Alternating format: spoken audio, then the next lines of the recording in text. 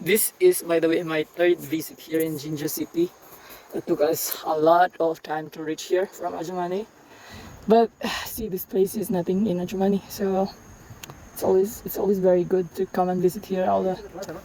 And the weather here is very good as well. So really, it's cool.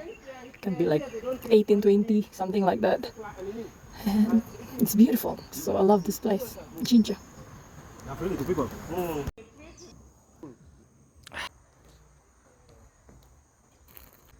Just, I deserve this. I know I deserve this. Cheers, guys. And if you deserve this, definitely you come to Jinja because you can do kayaking, you can do paddle boarding, you can do sunset cruise, you can do a lot of stuff. You can do ATV, you can do horseback riding, and tomorrow we're gonna do zip lining. So yeah, I'm excited.